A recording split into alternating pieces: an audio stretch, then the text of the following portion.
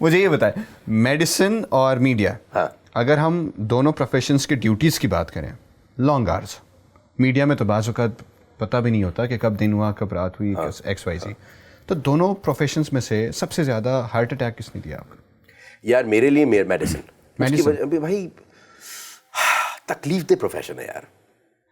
मैं आपको अस्पताल कभी तो गए होंगे ना, कैसे जाता है आदमी अस्पताल? मजबूरी में हमेशा। चेहरे पे क्या होता है?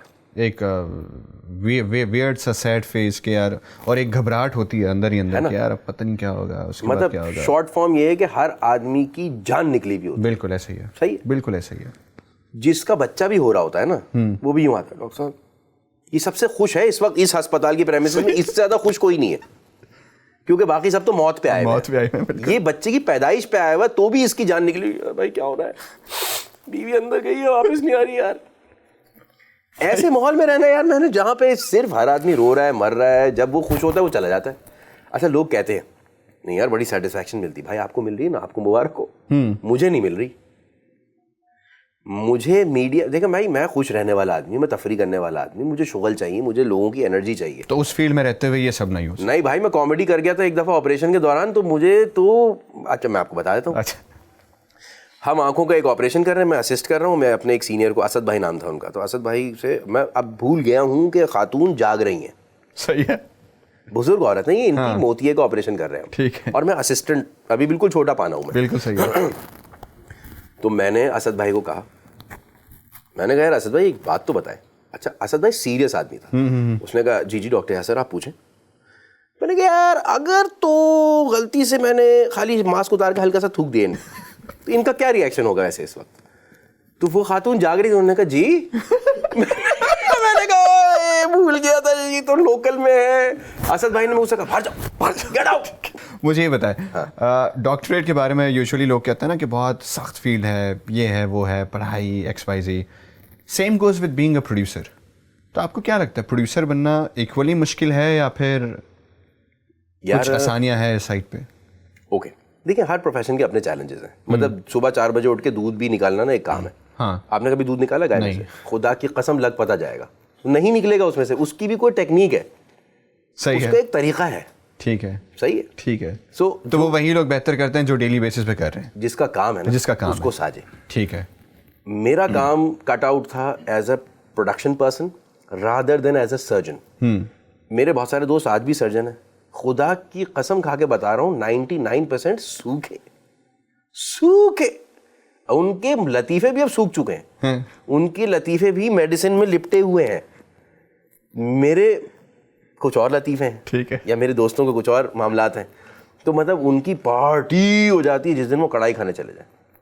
कहते जानी हम तो ये मतलब ये तो अभी हम कर लेंगे कि यार शूट के बाद क्या सीन है, चलो यार चलते हैं यार कढ़ाई खा लेते हैं, है ना।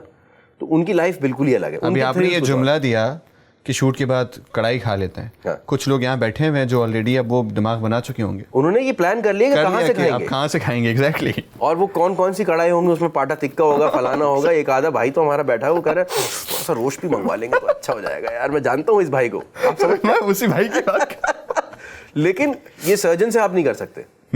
अच्छा, पाकिस्तान में सर्जन का एक अलग चैप्टर है। सही है।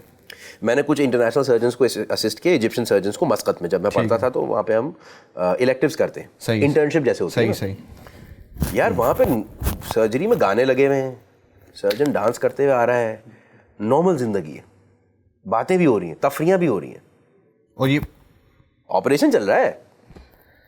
ठीक है, सही है। यहाँ पे पिन ड्रॉप साइलेंस।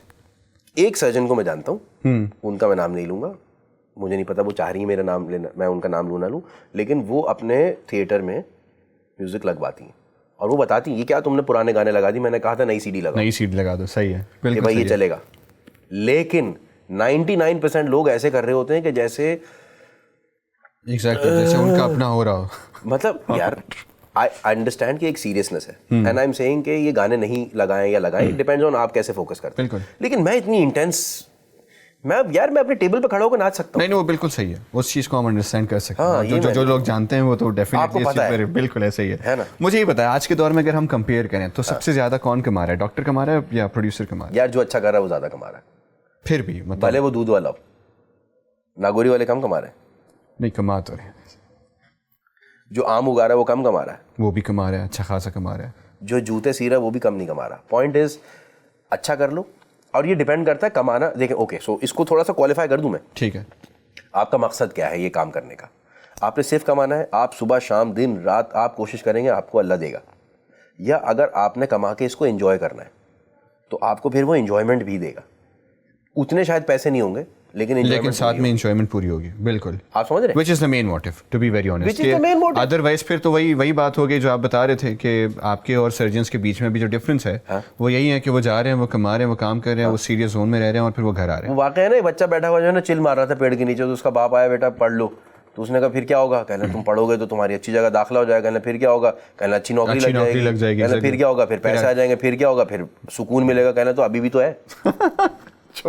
तो मतलब एक ट्रेड ऑफ है, कितना चाहिए वर्सेस क्या अपनी लाइफ को बनाना है। True that. तो if we go back to your acting journey, as an actor क्या मुश्किल लगता था आपको सबसे ज़्यादा? ये डायलॉग्स याद करना, कैमरे के सामने डिलीवरी, या तो फिर ये जो कुछ डायरेक्टर्स के जो एडिट्यूड्स होते हैं कि यार इसको उठा के ले आए, लाइन नहीं बोली जा रही, इससे कौन है ये? अच्छा, मेरी याददाश्त बिल्कुल सही रही है लाइंस के मामले में। ठीक है, ये मैं कर लेता हूँ।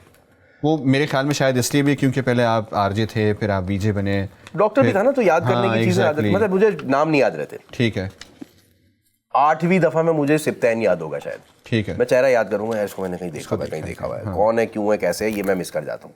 सही है, लेकिन मुझे लाइंस पूरी याद हो जाती हैं, कोई मसला नहीं। मैं अरबी में लाइंस दे चुका हूँ कई कमर्शियल्स में। बट मेरा सबसे बड़ा चैलेंज ये था, ये जो मेरे मुंह पे पफ लगा हुआ है, ये मुझे चुभ रहा है, मुझे मुंह धोना है। मुझे आदत नहीं है कि वैसलीन लगा हुआ हो होंठों पे और ये पफ लगा हुआ है। मुझे खुदा की कसम पौने घंटे के बाद चिढ़ हो रही होती है अपने आप से, और मेरा दिल करता है मैं ना रेगमाल से मुंह धो लूं, क्या हो रहा है ये? तो मुझे ना ये सबसे बड़ी चैलेंज था मेरे लिए। और फिर तैयार रहना हर वक्त, काम लेने जाओ। अच्छा, मैं आपको बताऊं, आप लोगों की एक्टर्स की लाइफ में एक बहुत बड़ा चैलेंज है कि जब तक आप इस्टेब्लिश नहीं हुए, आपको जाना है और अपने आप को बार बार रीइंट्रोड्यूस करना है। ये बहुत बड़ा चैलेंज है पेशतर एक्टर्स की लाइफ में। और अच्छा कैरेक्टर चाहिए तो अब आपको दोस्ती भी करनी है इससे, आपको मिलने भी जाना है। यार मुझे तो मिलने का शौक ही नहीं लोगों से, खुदा की कसम। हम तो मजाक करते हैं कि पहले ना पार्टीज की दावतें आती थी कि डांस पार्टी है, रेव है, फिर इवेंट्स की दावतें आती थी कि भाई अवार्ड शो है, फलाना है। अब इफ्तार पार्टी की भी दावत नहीं आती भाई, क्योंकि उनको पता मैं नहीं जाऊंगा।